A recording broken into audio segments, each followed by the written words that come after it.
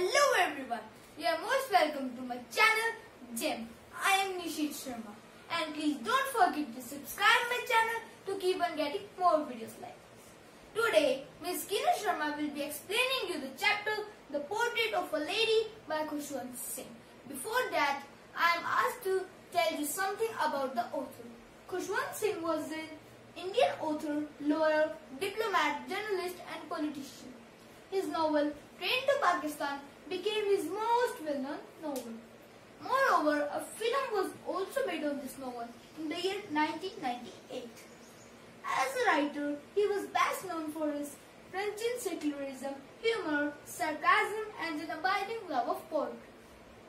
He was awarded the Padma Bhushan in 1974 and the Padma Vibhushan in 2007. Now, Ms. Kina Sharma will be explaining you the chapter The Portrait of a Lady by Khushwant Singh. Thank you, Nishit. So I am going to explain you the chapter The Portrait of a Lady, Grade 11th, Hornbill, CBSE. Before I start with the explanation of the chapter, I request all my viewers to keep their books in their hands because I have tried to cover all the meanings of difficult words. Plus, I have also given title to certain passages so that whenever do the quick revision, you should have something in your hands for revision of these. So, I am going to explain you this chapter. Before that, I want to ask you some questions.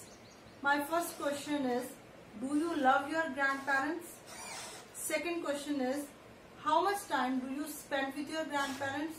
And most importantly, do you find any change in your friendship with your grandparents with the passage of time? Yes, I am asking you these questions because there is direct relation of these questions to the chapter, The Portrait of a Lady. In this chapter, narrator Khushwant Singh is explaining the change in their friendship, that is, the friendship between him and his grandmother. In this chapter, he explains how his grandparents looked. He explains the way his friendship changed. So first of all, in the very first passage, he explains the appearance of his grandparents. This passage starts from my grandmother, like everybody's grandmother, till the prophets she used to tell us. So in this, the difficult words I have picked up are wrinkled, portraits, mantelpiece, undignified, fables, revolting, absurd, prophets. So meanings are given along with this. So what do we come to know about this chapter?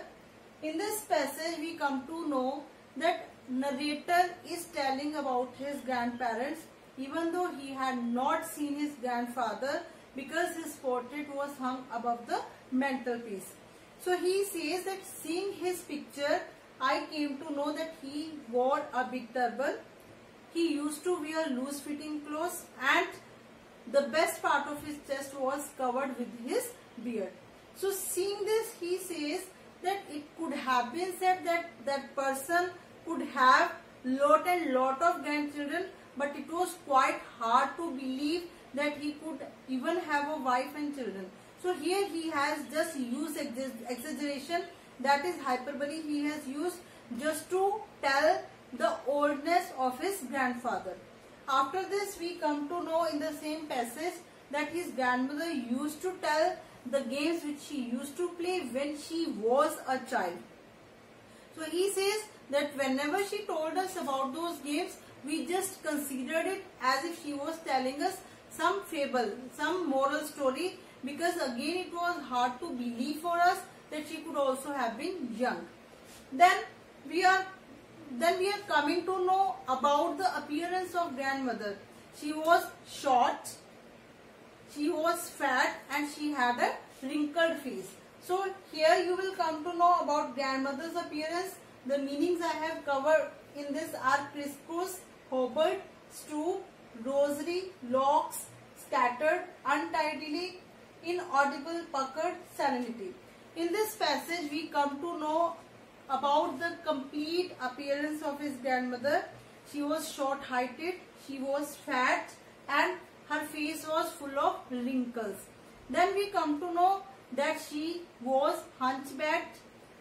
So she used to keep her one hand on her waist just to balance her body, and in her other hand she used to carry the beads of rosary, which she always kept in her hand because she was in the habit of continuous prayer, and she kept on doing this prayer without letting anyone know of it because her lips constantly moved in an inaudible prayer. Then he says that his grandmother was pretty and beautiful. But here he is making a certain change in this. He is not saying that she was pretty. He says that she wasn't pretty, but she was beautiful. Why is he using these two words? In general sense, when we talk about pretty, we say she is looking pretty, she is looking beautiful, appealing, attractive, gorgeous, stupendous. So all these are just synonyms. Then why is the narrator using this thing? So he says pretty is actually the beauty of the face, outer beauty we can say. But beautiful word is used for inner beauty, that is beauty of the brain. The one who is loving, the one who is caring, the one who is kind, generous. For that person we can use the word beautiful. That's why he is using this word. Then we are being told that she used to wear the spotless white colored dress, and she used to roam and in the house. He kept on singing prayers all the time. And what happens? That the narrator is explaining her beauty. He is comparing the beauty of his grandmother to the winter's landscape. After this, the next passage starts. Here in this passage we come to know about his stay with his grandmother in village. In this passage, my grandmother and I were good friends till chapatis we threw to them. Now in this passage the words we have covered are monotonous, bothered, fetch, slate, plastered, earthen, stale, scriptures, growling, courtyard. So these are the words which I have covered in this. In this passage we come to know that author's grandparent author had to live with his grandmother because his parents had shifted to city. So this time, because his parents had shifted to city, he had to live with his grandmother. So they became very close friends because all the time he spent with his grandmother. So his grandmother used to wake him up in the morning. She used to get him ready for the school. She took great care of his stationery. She used to make breakfast for him. So all the tasks were done by his grandmother. So in the morning when she used to wake him up, get him ready for the school, she kept on singing songs in a loud voice. Songs that refers to the religious song. Keeping in mind that if she will keep on singing the religious songs, then the narrator will also learn it. But actually narrator says that he loved her voice, but he never bothered to learn it. And then she used to give him stale chapati by applying butter on this, and she used to carry certain stale chapatis with her for village dogs. This time she also accompanied him to the school because his school was attached to the temple, and his school was attached to the temple. So while the author studied in the school, at the same time she used to read the scriptures, and this time there the priest used to teach them. He learnt English alphabets there, plus they sang prayers in a chorus. It was quite wonderful for the narrator's grandmother because she used to ask him what he had learnt, and she could even help him if he was to make any kind of mistake. After the studies over and after his class is over, they used to come back together, and this time they were being followed by the village dogs because she used to carry so many stale chapatis for them, and she used to throw this to them. After this, there was a change in their friendship. This change came when they shifted to city. So this passage starts from when my parents were comfortably settled in the city till talk to me after that. So the heading I have given for this is turning point in author's friendship with his grandmother. The words are years rolled by, distress, lewd associations, gentlefolk. So there was a great change in their friendship because now they have shifted to the city. Now grandmother was no longer able to accompany him to the school. In the village she used to feed the village dogs, but now she had started feeding the sparrows. In the village she used to accompany him to the school, but now he had started going to the school by motor bus.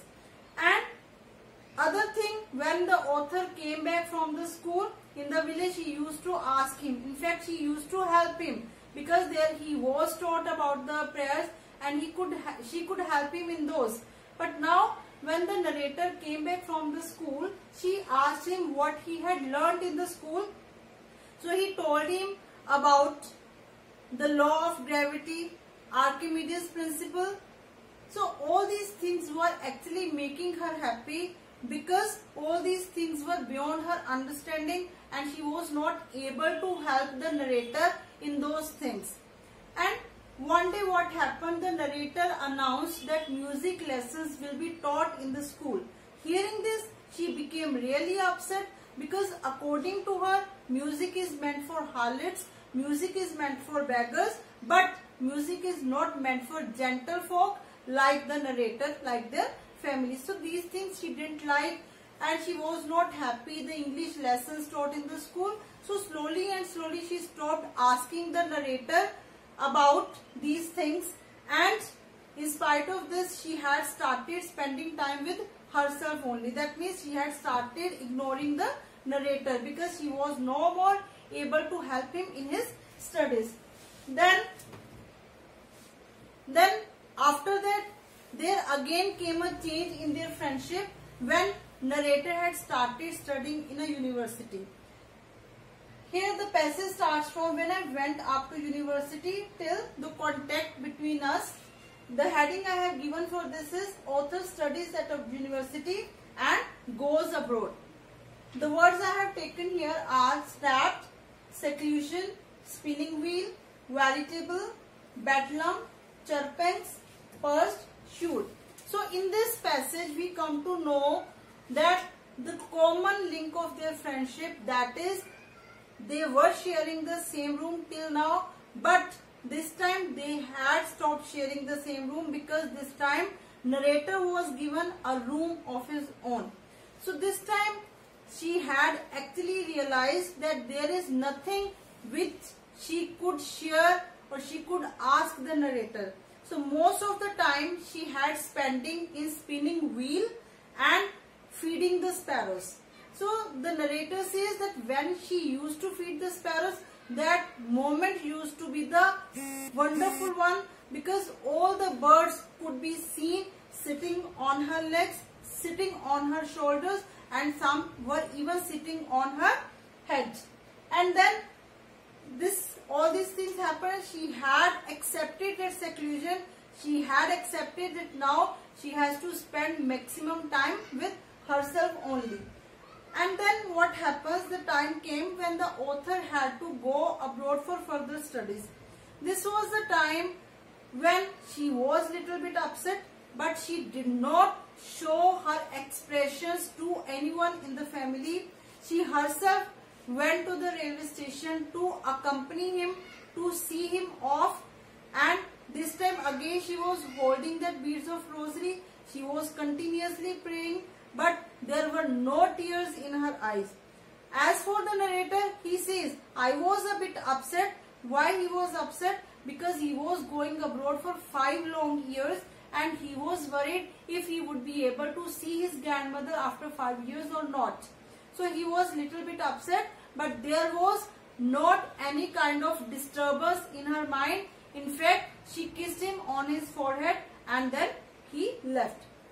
After this time, now 5 years have been over and he has come back from abroad. So here I have given the title is Author's Homecoming. This passage starts from, but that was not so till she did not pray.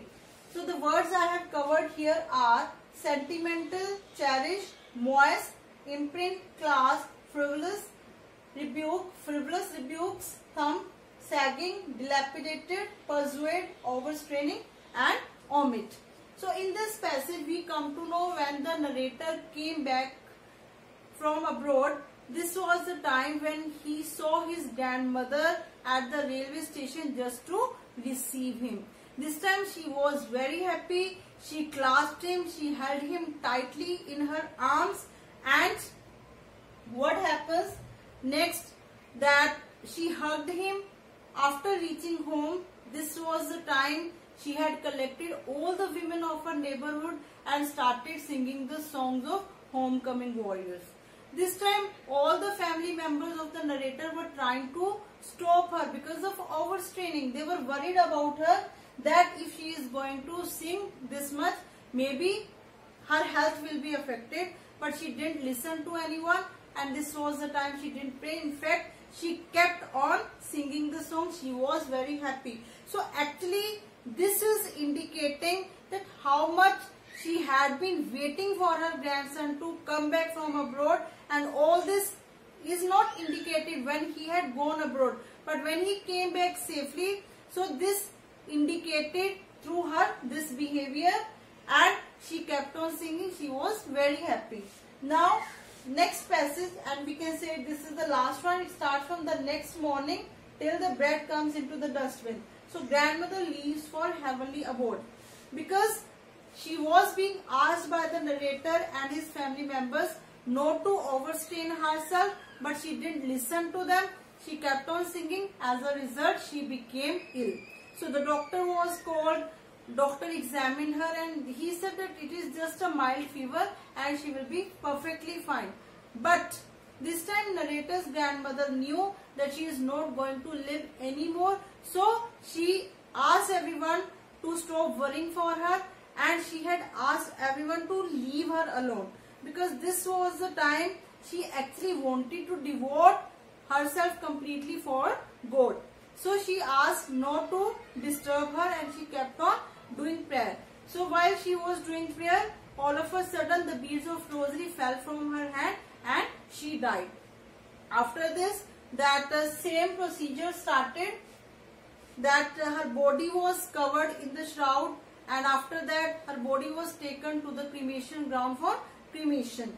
Now what happens, this time again all the birds which used to come on daily basis, again they collected, and narrator's mother, because she knew the habit of grandmother, she also threw those breadcrumbs for those birds. But this time these birds didn't even notice what was there. They all were silent. It all indicated as if all these birds were also mourning at the death of grandmother. So these are the words which which we have covered in this: custody, cremated, blaze, shroud, corpse, protest, pallor.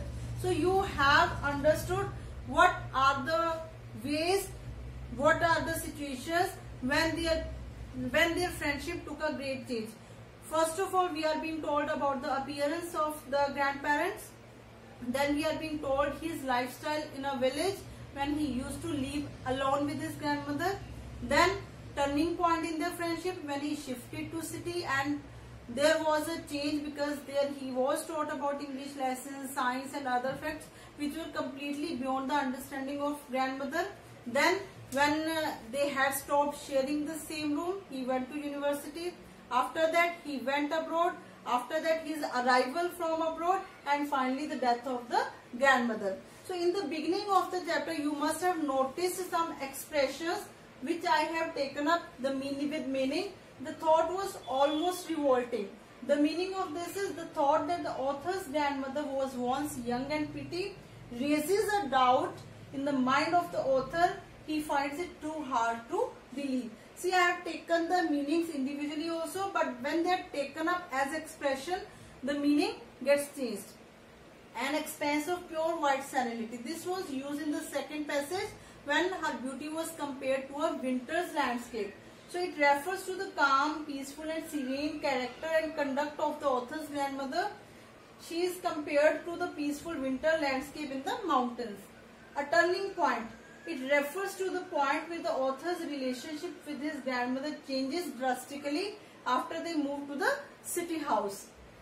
Accepted her seclusion with resignation. This shows the author's grandmother's passive submission to her secluded life after she gradually loses touch with her grandson.